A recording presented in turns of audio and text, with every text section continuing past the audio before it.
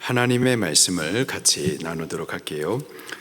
출애굽기 12장 37절부터 51절까지 말씀을 본문으로 해가지고요. 이는 여호와의 밤이라, 이는 여호와의 밤이라 라는 제목으로 말씀을 나누도록 하겠습니다. 10가지 재앙을 통해서 하나님 당신의 살아계신 능력을 드러내신 이후에 마침내 출애굽 구원의 일들을 이스라엘을 위해서 이루어 주십니다. 그때 출애굽했었던 이스라엘 백성들이 몇 명이었었는지 성경에 기록을 해놓고 있습니다. 37절입니다. 시작. 이스라엘 자손이 람셋을 떠나서 숫곳에 이르니 유아외에 보행하는 장정이 60만 가량이요. 몇 명이었다고요? 60만 가량이었었습니다. 민수기 1장 36절 37절에 보면은 그때 이스라엘 백성들을 계수하는데요. 그때 보니까 20세 이상 그리고 군대에 나갈 만한 남자 장정 그들의 숫자를 셌는데 60만 3,550명이었습니다. 그 숫자 안에는 여자 제외되고 또 아이들 제외되고 그리고 전쟁에 나갈 수 없는 노인들도 제외되었었습니다. 만약에 아이들, 여자 또 노인을 포함한다면은 200만에서 300만 명까지 추산할 수가 있겠습니다. 처음 애굽에 들어왔었을 때 야곱의 가족 총수가 70명이었었어요. 70명이 내려갔다가 430년 만에 국가적인 규모의 숫자로 그렇게 크게 번성되었었죠. 이는 하나님의 은혜와 복이었고 또 미리 하나님께서 그렇게 약속해 주셨던 말씀의 성취이기도 합니다. 우리 성경을 한번 찾아볼게요. 창세기 12장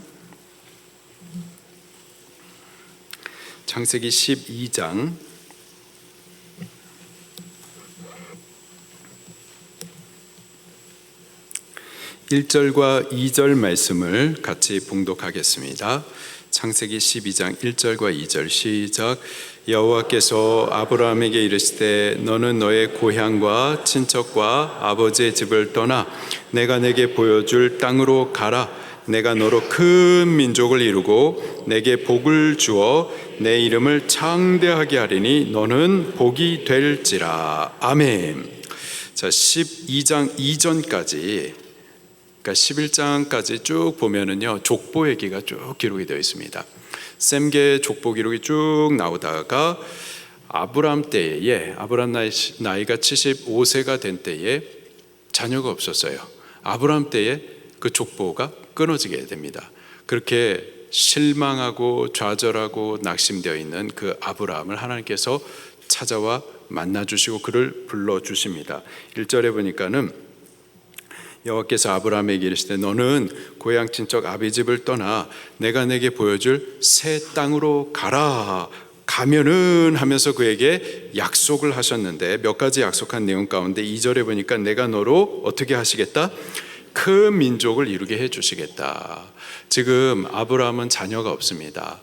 지금까지 이 족보가 아브라함 때에 끊어져요. 그런데 하나님께서는 아니 내가 너에게 아들을 주고 너로 말미암아 큰 민족을 이루게 해 줄게 약속하셨어요. 그 약속이 오늘 본문 말씀에 보니까 그대로 성취되죠. 큰 민족이 되어서 국가적인 규모로 크게 번성하여서 그 자손들이 출애굽을 하게 됩니다. 하나님의 말씀은 다 약속이에요. 그리고 하나님은 언약에 신실하신 분, 그 언약을 신실히 이루시는 분이십니다. 그가 이 성경에 약속한 모든 말씀을 믿는 자에게 말씀대로 그 믿음대로 증거를 반드시 신실하게 나타내 주시는 분인 줄 믿으시기를 바랍니다. 그가 아들을 약속하셨고 아브라함에게 불가능한 그때에 하나님의 전능하심을 나타내면서 그 언약의 신실이 저에게 성취해 주셨죠. 마찬가지로 구원자를 약속해 주신 하나님께서 하나님이 피조자 사람의 몸을 입고 이 땅에 오셔서 그 구원의 일을 약속대로 성취해 주셨어요. 그리고 그가 다시 오실 것도 약속을 하시죠. 약속하신 대로 예수님 반드시 다시 오셔서 끝까지 신실히 당신을 믿고 기다리는 우리들을 영원한 천국으로, 완전한 구원으로 이끌어 주실 줄로 믿습니다. 그리고 그 영원한 궁극적인 천국 말고도 우리가 이 땅 사는 동안에 여기 기록된 하나님의 말씀을 약속으로 믿는 자는 약속대로 이 말씀의 복들을 누려 살 수 있을 줄 믿으시기를 바랍니다. 이렇게 60만 3,550명이 출애굽을 했었는데요, 출애굽한 이들은 이스라엘 민족뿐만이 아니라 수많은 잡족이 또 있었어요. 38절입니다. 시작. 수많은 잡족과 양과 소와 심히 많은 가축이 그들과 함께 하였으며, 여기 수많은 잡족, 이들은 이스라엘 민족과 섞여 살던 여러 이방 족속들을 말하는데요, 이스라엘 민족과 결혼을 하거나 혹은 이스라엘 민족 가운데서 품꾼으로 일하던 자들이었었던 겁니다. 그런 이유로 이스라엘 집의 일원이 된 자들이었었어요. 뿐만 아니라 그 애굽에 내렸었던 10가지 재앙을 통해서 하나님의 살아계심 또 전능하심을 드러내셨는데, 그 기사와 이적 능력을 보면서 하나님을 경외하고 하나님을 믿기로 작정한 이들이 이 출애굽에 가담했었던 겁니다. 출애굽은 구원을 상징하는 사건이죠. 구원은 이스라엘 민족만이 아니라 누구라도 허락됩니다. 그의 출신이 누구든 상관이 없어요. 하나님의 살아계심, 그 능력을 보고 믿는 자 누구라도 구원에 참여할 수가 있습니다. 여러분은 하나님의 구원, 곧 예수 그리스도의 십자가 부활을 믿으십니까?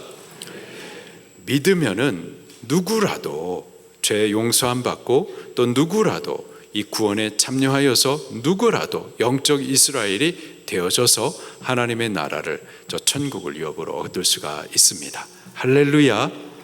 아멘.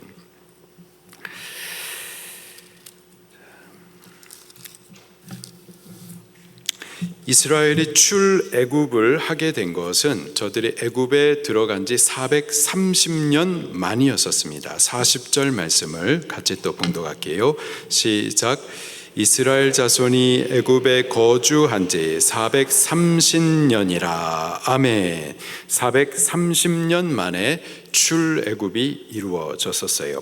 신약 성경에 보게 되면은요, 사도행전 7장 6절에 이스라엘이 출애굽한 것을 400년 만에라고 기록을 하고 있습니다. 그런가 하면 또 갈라디아서 3장 17절에 보면은 430년 만에 이렇게 또 기록을 하여 주고 있어요.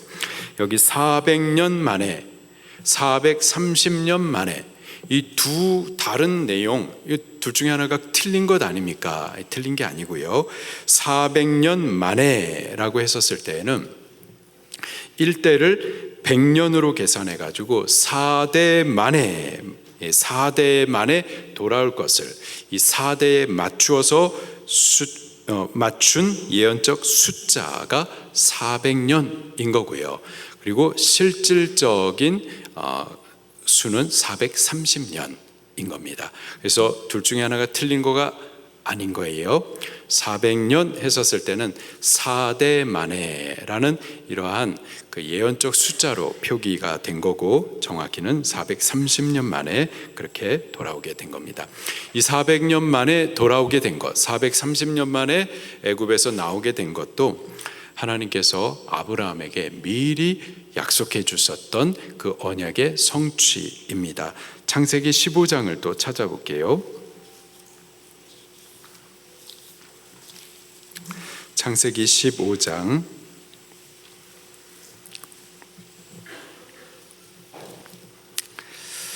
창세기 15장 13절 말씀입니다. 창세기 15장 13절 14절 시작.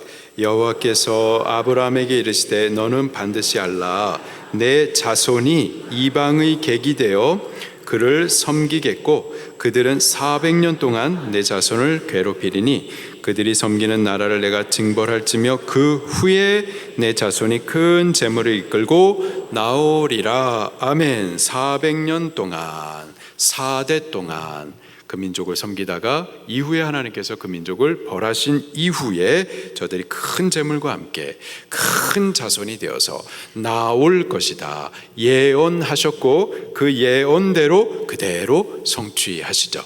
이게 하나님의 말씀이에요. 하나님의 말씀은 정확합니다.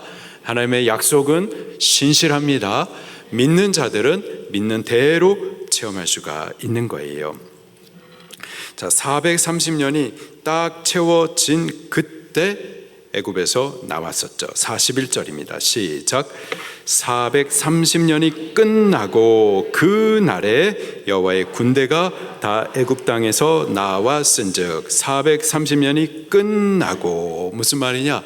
하나님께서 예언하신 430년 그 기한이 꽉 채워지고 나서 그날에 이스라엘 백성이 여호와의 군대가 되어서 애굽에서 출애굽하게 되어졌다라는 말씀입니다. 여기 430년이 끝나고 430년이라는 하나님께서 정하신 그 기한이 꽉 채워지고 나자 출애굽이 일어났었던 거죠. 하나님의 역사는 한치 오차가 없어요. 정확합니다.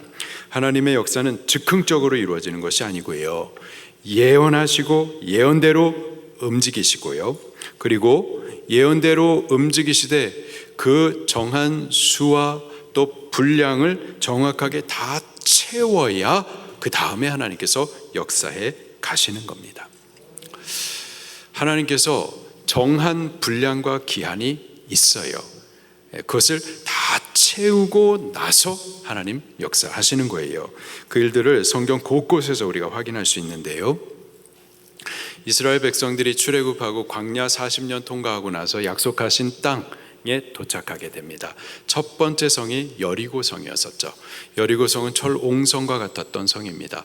근데 첫 번째 성이에요. 그 성을 무너뜨려야 약속하신 땅을 얻기 시작을 하는 거죠. 그런데 여리고성이 무너질 기미가 보이지 않습니다. 그들과 싸워 이겨야 약속하신 이 땅을 차지할 수가 있는데 그 방법을 여호와의 군대 장관이 여호수아에게 가르쳐 주시죠. 뭐라고 가르쳐 주시나요? 칼싸움하는 방법을 가르쳐 주셨나요? 아니죠. 뭐라고 말씀하시죠? 여리고성을 매일마다 한 바퀴, 그리고 7일째는 7바퀴를 돌라 말씀하세요. 자, 그렇게 7일 동안 돌라 기간을 하나님께서 정해 주십니다. 그리고 매일 한 바퀴, 7일째는 6바퀴, 총 몇 바퀴? 13바퀴. 그 분량을 하나님께서 정해 주셨어요. 그 정한 기한과 정한 분량을 채웠을 때 그때 여리고성이 무너지죠. 하나님의 역사는 이와 같아요. 하나님께서 정한 기한과 분량이 채워져야, 그래야 하나님의 역사가 시작되는 겁니다. 나만 장관, 아람 나라 군대에 나만 장군이 있었었는데요, 그 나라에서 두 번째로 높은 사람입니다. 권력도 있고 또 지위도 명예도 있고 또 돈도 많았고 아는 사람도 많고, 하여튼 세상에 가질 수 있는 것은 다 가졌는데 근데 나병이 들렸어요. 당시에 나병은 부정한 병이고 불치병입니다. 이건 죽는 병이에요. 죽음의 병이 걸린 거예요. 다 가졌는데 근데 죽음의 문제는 혼자 해결하지 못했었던 거죠. 그런데 이스라엘 나라에서 포로로 끌고 왔었던 이스라엘 계집 여종이 있었었는데 그 아이가 나병든 그 주인에게 하는 말이 복음을 전해줍니다. 당신 구원받을 수 있습니다. 나병을, 그 부정함을 씻을 수 있는 방도가 있습니다. 이스라엘에 선지자가 있는데 그 선지자를 만나면, 그를 찾아가 구하면 당신 구원받습니다. 그 구원받을 수 있는 복음을 들었었던 거예요. 복음을 들을 때 믿었어요. 믿고 일어납니다. 이스라엘까지 찾아가요. 마침내 엘리사 선지자를 만나죠. 엘리사 선지자가 나만 장군을 멀리서 오는 것을 알고서는 종 게하시를 시켜가지고 저쪽 요단강에 가가지고 7번 목욕하라 지시를 해줍니다. 몇 번이요? 7번. 한 번 아닙니다. 그냥 몇 번 아니에요. 정확하게 7번이라고 지정해 주었어요. 나만 장군이 요단강에 가지고 몸을 씻었어요. 몇 번이요? 7번. 한 번 씻었을 때 깨끗해졌나요? 그렇지 않았어요. 2번 씻었을 때 깨끗해졌나요? 그렇지 않았어요. 몇 번? 7번. 하나님께서 선지자를 통하여서 정해진 그 분량을 온전히 다 채워야 그때 하나님의 역사가 나타나는 겁니다. 예수님께서 가나 혼인잔치에 초청을 받으셨어요. 한참 혼인잔치의 기쁨이 한참 이루어졌었을 때 준비했었던 포도주가 떨어져 버리죠. 마리아가 예수님을 찾아와 가지고는 포도주가 떨어졌습니다. 문제가 발생했습니다. 우리는 어떻게 할 방도가 없습니다. 예수님 도와주세요. 기도하죠. 그리고 나서 하인들에게 찾아가지고 예수님께서 무슨 말씀을 하시든지 그대로 순종하라 말씀하세요. 예수님께서 그 하인들에게 명령하시죠. 항아리에 물을 채우라. 물을 채우라 말씀하셨어요. 하인들이 순종합니다. 어디까지 순종하죠? 아귀까지 채우는 데까지 순종했어요. 그렇게 온전히 그 분량이 채워질 때 하나님의 기적과 능력이, 영광의 일들이 나타나는 거예요. 사도 바울은 유대인이었었죠. 자기 동족 유대 사람들 구원 얻기를 간절히 원했었습니다. 간절히 원했었어요. 근데 왜 이 유대인들이 예수님을 안 믿을까? 그러다가 저가 하나님의 구원의 그 지혜를 깨닫게 되는데, 하나님께서 이방인들에게 복음을 허락하시고 이방인들의 그 구원의 수가 정해져 있다라는 거예요. 그 수의 충만한 수가 채워지면 그러면 또 유대인들에게도 구원의 기회가 있다라는 거죠. 그렇게 하나님께서 정하신 숫자가 있는 거예요. 분량이 있는 겁니다. 지금도 예수 그리스도를 믿는 믿음 때문에 순교당한 이들이, 그들은 죽었지만은 땅에서부터 하나님을 향해서 언제 우리를 위로해 주실 겁니까? 언제 그 부활의 영광에 우리가 참여할 수 있을까요? 하나님 앞에 부르짖습니다. 그때 하나님께서 또 아주 중요한 말씀을 하시는데 우리 한번 찾아볼게요. 요한계시록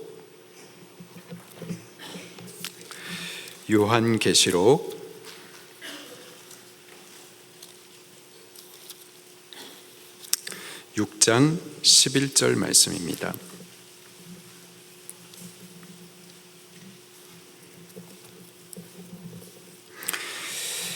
요한계시록 6장 9절 말씀부터 11절까지 같이 봉독합니다. 시작.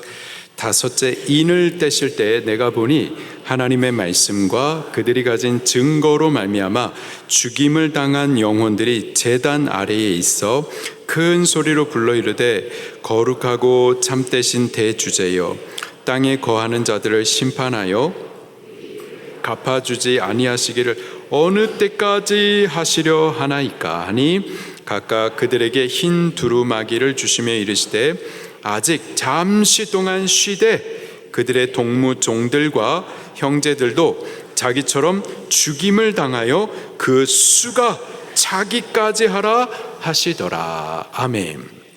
순교자들의 피를 위로해 주시는 때, 순교당하도록 핍박하던 자들을 심판하시는 때, 그때가 어느 때죠? 예수님 다시 오시는 때입니다. 예수님 언제 다시 오실까요? 예수님 다시 오시는 그 여러 가지 이렇게 힌트들을 주신 바가 있는데, 그 중에 한 가지가 하나님께서 순교자들의 피를 정해 놓으셨어요. 그 정한 순교자들의 피 값이 채워져야 예수님 다시 오시는 겁니다. 복음 증거하기 위해서 순교하기까지 그렇게 자기 자신을 드리는 그 순교의 피가 채워져야 예수님 다시 오셔서 순교자들 그들을 위로하시고 또 약속하신 그 구원, 완전한 구원을 허락해 주시는 거예요. 우리가 예수님 다시 오실 길, 또 완전한 구원이 이루어지는 그 날을 준비하기 위하여 그 정해진 핏값의 일부를 채울 수 있다면 영광입니다. 영광. 우리 교회 안에 순교자가 나올 수 있다면 영광이에요. 혹 내가 아닐까 마음에 두려움이 있다면 그건 영광입니다. 우리들 중에 순교할 수 있기를 예수님 이름으로 축원합니다.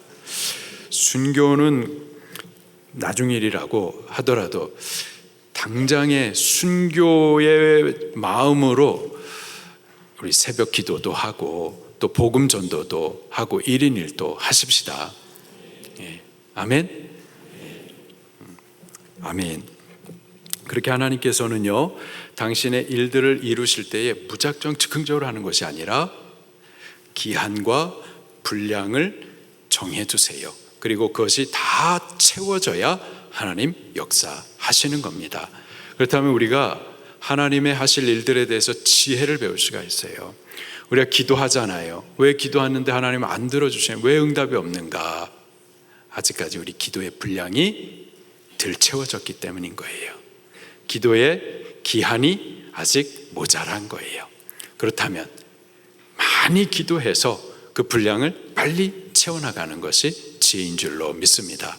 그래서 기도 많이 하시기를 바라요. 계속해서 꼭 성전에 여기 예배당에 올라와 가지고 그렇게 기도해도 너무 감사하고, 그러나 항상 주님을 내 옆에 모시면서 항상 주님과 대화하는 거예요. 항상 돌을 던지는 겁니다.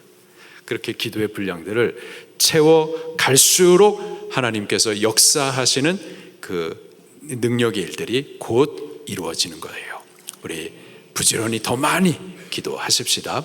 그리고 우리가 말씀 순종하는 것도 마찬가지예요. 여호수아의 군대가 여리고성을 7바퀴 돌았었습니다. 그 분량이 채워져야 되는 거예요. 한 번 순종이 아니라 그 분량을 채우기까지 계속 순종해 가셔야만 하는 거예요. 우리 한 번 더 순종함으로 그 역사를 빨리 이룰 수 있기를 예수님 이름으로 축원합니다. 42절 말씀을 같이 읽겠습니다. 시작. 이 밤은 그들을 애굽 땅에서 인도하여 내심으로 말미암아 여호와 앞에 지킬 것이니 이는 여호와의 밤이라 이스라엘 자손이 다 대대로 지킬 것이니라. 아멘. 이는 여호와의 밤이라. 이 밤은 애굽 백성에게는 여호와의 무서운 심판의 밤이었었고요, 이스라엘 민족에게 있어서는 구원의 밤, 곧 유월절 밤이었었습니다. 이 유월절을 대대 지키라 말씀하시는데요, 이스라엘에게 3대 절기가 있고요, 이스라엘 말고 하나님의 백성들에게 3대 절기가 있습니다. 크게는 7대 절기가 있어요. 그 중에 유월절은 모든 절기들 중에 밤에 지키는 유일한 절기예요. 고린도전서 11장 23절부터 26절에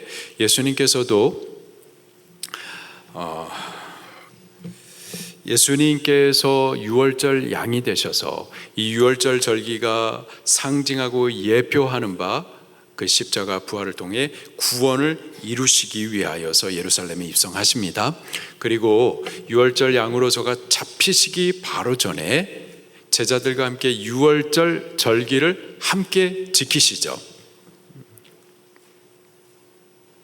그렇죠?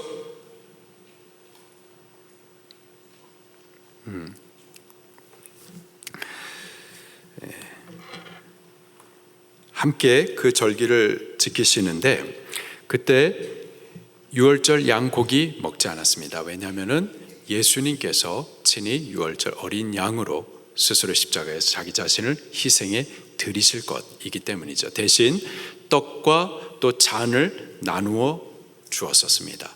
그러면서 이 떡은 예수님 당신의 찢기실 살, 그리고 잔은 예수님의 새 언약의 피로서 저들에게 가르쳐 주셨어요.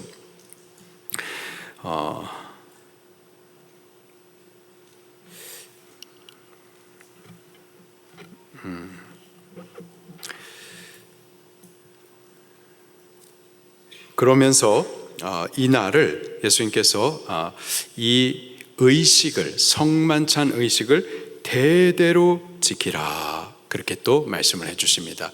오늘 우리는 유월절을 지키지는 않아요. 그러나 유월절은 예수 그리스도의 십자가 죽으심을 통해서 이루신 구원을 예표하고, 유월절 양은 그 구원을 이루실 희생의 양, 곧 예수님을 예표하고 상징한다고 말씀을 드렸어요. 그 예수님께서 이제 이 구원을 이루시기 위해서 십자가에 돌아가시기 전에 성만찬을 거행하시면서 떡과 잔을 돌리시면서 그가 하셨던 말이 이 나를 기념하라 하신 말씀이에요. 그래서 우리는 유월절은 지키지는 않지만 예수님께서 나를 기념하라 하신 대로 성만찬을 통하여서 예수님을 기념합니다. 이 성만찬을 지키라라고 말씀을 하시는데, 그 성만찬 의식을 통해서 그냥 단순히 의식을 지키는 거, 형식을 행하는 거, 그게 목적이 아니라 그 의식을 통하여서 기념하게 함의 목적이 있는 겁니다. 무엇을 기념하느냐? 구원받은 은혜를 우리 다시 기억하면서 감사하는 거예요. 그리고 구원하시는 여호와 하나님, 그의 아들 예수 그리스도를 우리가 또 기념하는 겁니다. 떡을 대할 때, 잔을 대할 때 예수님께서 찢기신 살, 흘리신 피로 어떠한 희생과 사랑으로 우리를 구원하셨는지 다시 기억하며 감사하는 거예요. 그리고 구원받은 자의 사명이 무엇인지도 기억하는 겁니다. 우리 구원받은 자의 사명이 뭐죠? 나를 이토록 이런 죄인을 구원하신 그 복음을 예수님 다시 오실 때까지 전하여서 저들도 구원 얻도록 해주어야만 하는 겁니다. 우리 고린도전서 11장을 같이 찾아볼게요.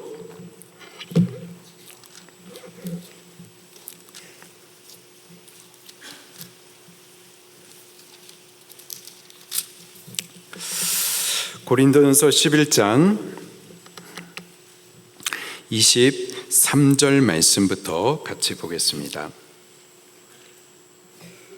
고린도전서 11장 23절 시작.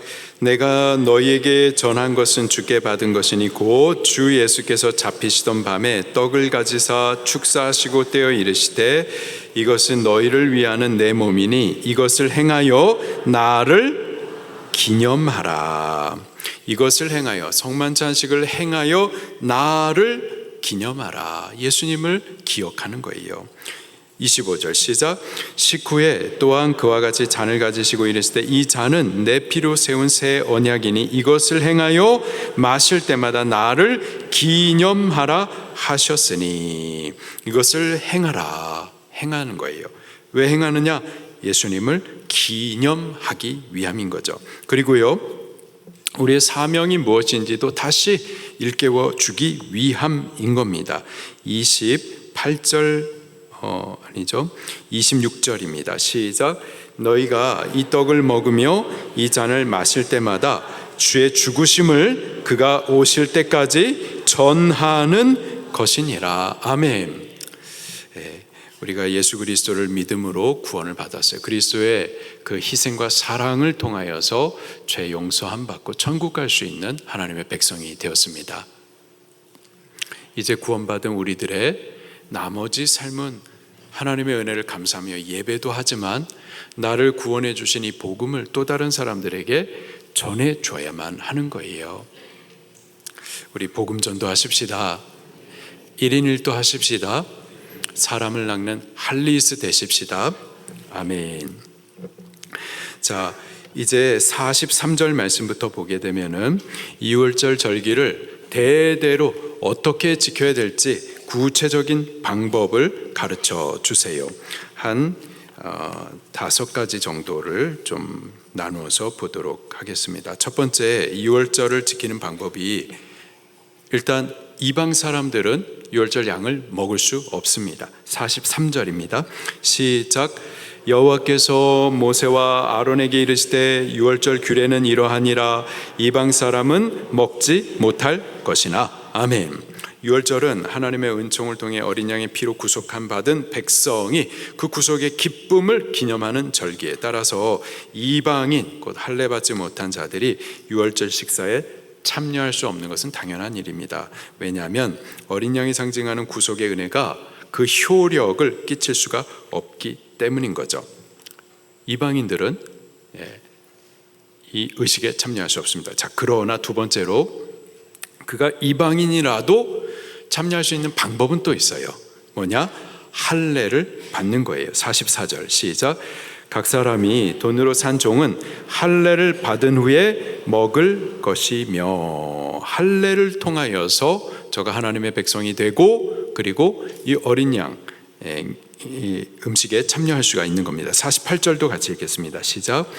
너희와 함께 거류하는 타국인이 여호와의 유월절을 지키고자 하거든 그 모든 남자는 할례를 받은 후에야 가까이하여 지킬지니 곧 그는 본토인과 같이 될 것이나 할례 받지 못한 자는 먹지 못할 것이니라. 아멘. 할례는 하나님의 언약을 받아들이는 외적인 증표입니다. 구약시대엔 하나님의 백성과 이방인의 결정적인 구분이 이 외적 증거인 할례를 통하여서 구분이 되었었어요. 저가 하나님의 백성이다 아니다가 이스라엘 민족과 혈통이 아니라 할례에 있었었던 거예요. 할례가 있는 자는 그러면 하나님의 백성이에요. 저가 이방인이었으나 그러나 하나님의 백성이 되는 거예요. 그러나 할례가 없으면은 저가 이스라엘 민족이고 혈통이라 하더라도 저는 하나님의 백성이 아닌 거죠. 이방인이 되는 겁니다. 때문에 이방인이라도 할례를 행하면, 하나님의 언약을 받아들이면 그는 하나님의 언약 백성이 되는 거고, 이 구원의 언약의 성취인 유월절 식사에 저가 참여하고 이 구원의 은혜에 참여할 수가 있게 되는 겁니다. 세 번째로 거류인과 타국 품꾼은 또 이 잔치에 참여할 수가 없어요. 45절입니다. 시작. 거류인과 타국 품꾼은 먹지 못하리라. 거류인은 계속해서 함께 거하는 자가 아니라 잠시 머물다 가는 자죠. 품꾼은요, 타국 품꾼, 품삯을 위해서 잠시 거주할 뿐 하나님의 언약과 아무런 상관이 관심이 없는 자입니다. 이들은 분명히 이스라엘 공동체 안에 함께는 있어요. 그러나 하나님의 언약에는 아무런 관심도 바람도 없어요. 잠시 머물다 그냥 자기 길 가는 자들입니다. 품삯의 모든 기대와 뜻을 두고 있는 자들인 거예요. 그들은 유월절 식사에 참여할 수 없습니다. 구원의 은혜에 함께 기뻐하고 나눌 수가 없어요. 오늘날에도요, 교회 안에 영적인 거류인과 품꾼이 있습니다. 교회 안에 있어도 뿌리를 내리지 못하고 항상 표류하는 분들이 계세요. 영적 거류인인 거죠. 그리스도의 피로 얻은 구원, 하나님의 나라, 천국, 그 나라를 향한 믿음의 삶, 관심 없어요. 그냥 인간적인 교제 혹은 성도를 대상으로 사업적인 목적으로 교회 안에 있는 분들, 이 영적인 타국 품꾼들입니다. 교회 안에 있어도 영적인 이방인들인 거죠. 이런 분들은 구원의 은혜를 함께 기뻐하거나 나누지 못하는 겁니다. 우리가 교회 안에는 있지만은 그러나 영적인 거류인으로 여기 있어서는 안 됩니다. 여보세요? 우리가 교회 안에 있으나 이스라엘 하나님의 백성으로 있어야지, 하나님의 은혜에 함께 나누고 기뻐할 수 있는 참 백성으로 이 자리에 있어야지 영적 거류인으로 있어서는 안 돼요. 우리 뿌리를 내리십시다. 우리의 삶과 신앙의 뿌리를 진리의 말씀과 그리스도의 몸이신 교회에 뿌리를 두십시다. 여기에 뿌리를 두시고 그래서 함께 구원의 은혜를 참여하고 같이 기뻐하고 그럴 수 있게 되기를 바랍니다. 또 타국 품꾼으로 이 교회에 오시면 이 자리에 있어서는 안 되겠습니다. 땅의 가치와 기쁨보다는요, 하늘의 더 좋은, 하늘에 약속된 더 좋은 그리고 영구한 소유를 바라보시면서 땅을 위해서 살지 말고 우리 하나님 나라의 영구한 가치를 바라보면서 믿음으로 우리 교회와 함께 이 은혜에 동참할 수 있기를 예수님 이름으로 축원합니다. 네 번째로 6월절 양을 먹되 집 안에서 먹어야만 합니다. 집 밖으로 가지고 나가서는 안 돼요. 46절입니다. 시작. 한 집에서 먹되 그 고기를 조금도 집 밖으로 내지 말고 뼈도 꺾지 말지며. 6월절 구원의 밤에도요 비슷한 명령을 하신 바가 있어요. 22절을 같이 한번 볼까요? 13장 22절. 자, 6월절 밤입니다. 죽음의 천사가 애굽 전역을 돌아다닐 그때에 하나님께서 이스라엘 백성을 위하여서는 그 심판을 피하고 구원받을 방도를 가르쳐 주시는데, 그 중에 22절 시작. 우슬초 묶음을 가져다가 그릇에 담은 피에 적셔서 그 피를 문 임방과 좌우 설주에 뿌리고 아침까지 한 사람도 자기 집 문 밖에 나가지 말라. 문 밖으로 나가지 말라 말씀하고 계십니다. 문 밖으로 나가지 말라. 그리스도를 믿는 믿음 안에 거해야 한다라는 뜻인 거죠. 믿음의 범주를 벗어나지 말아야 된다라는 뜻입니다. 집 안에 있는 자들, 그들만 집 안에서 이 희생의 양을 먹을 수가 있는 거죠. 집 안에 있는 자들이란 양의 희생으로 얻은 구원을 믿는 자들입니다. 6월절 은혜는 오직 믿는 자들만 누릴 수 있는 특권인 거죠. 이 고기를 집 바깥으로 가지고 나갈 수 없어요. 이 은혜를 집 바깥으로는 나갈 수가 없어요. 이 절기에 참여하기를 원하면 집 안으로 들어오시면 되는 거예요. 믿음 안으로 들어오면 함께 기뻐하고 함께 이 은혜를 나눌 수가 있는 거죠. 예수님의 피는 온 세상의 죄를 씻기에 남는 능력입니다. 그러나 온 세상의 죄를 씻기에 온 세상의 죄를 씻기에 남는 능력이 예수님의 보혈에 있어요. 그러나 오직 믿음 안에 있는 자들만 그 죄의 사함을 받습니다. 온 세상의 죄를 씻기에 능한 피지만 그러나 제한된 속죄인 거예요. 제한된 속죄. 오직 믿음 안에 거하는 자들만 그 속죄의 은혜를 받아들일 수가 있는 거죠. 제한된 속죄이지만 또 누구라도 이 집 안으로 들어오면은요, 믿음 안으로 들어오면은 그 구속의 은혜를 또 같이 누릴 수가 있는 겁니다. 믿지 않는 이들에게 억지로 은혜를 나눌 수가 없어요. 그러나 누구라도 어떠한 죄인이라도 믿음을 가지고 이 믿음 안으로 들어오면은 또 이 은혜를 누구라도 누릴 수가 있는 거죠. 누리기 위해서는 집 안으로, 믿음 안으로 들어오셔야만 하는 겁니다. 다섯 번째로요, 이스라엘 회중 모두가 이 절기를 지켜야 한다라고 또 명령하세요. 47절입니다. 시작. 이스라엘 회중이 다 이것을 지킬지니라. 구원받은 모든 백성은 꼭 그 구원의 절기를 지키며 구원의 은혜를 누릴 뿐만 아니라 구원하신 하나님을 기억하며 감사해야만 하는 겁니다. 오늘 우리는 구원받은 자들이에요. 믿음을 통하여서 은혜로 구원을 받았습니다. 은혜 받은 우리들, 구원받은 우리들은 하나님의 은혜를 잊어서는 안 되는 거예요. 늘 기억하면서 우리 평생에 예배하고 감사해야만 할 줄로 믿습니다. 구원받은 모든 자들은 이 절기를 꼭 대대로 지켜서 대대로 이 은혜를 기억하여 대대로 그 하나님 앞에 감사하셔야 되는 거예요. 우리 감사가 끊어지는 것은 저주입니다. 우리 눈에 감사의 눈물이 마르는 거, 이건 큰 저주예요. 우리 다시 은혜를 기억하며 하나님 앞에 받은 바 그 은혜에 대해서 감사할 수 있는 구원의 절기들을 지켜나갈 수 있는 우리들이 꼭 될 수 있기를 예수님 이름으로 축원합니다. 우리 같이 찬송 올려드릴게요. 6월절 어린 양의 피로.